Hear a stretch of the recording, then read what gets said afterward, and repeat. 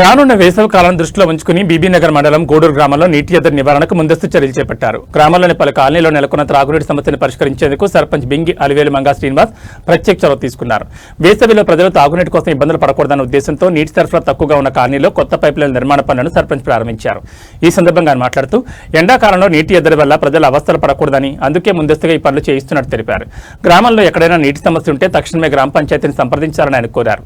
గ్రామ పంచాయతీ సిబ్బంది మరియు పాలకవర్గం ఎల్లప్పుడూ ప్రజల సేవలో అందుబాటులో ఉంటారని సర్పంచ్ భరోసా ఇచ్చారు.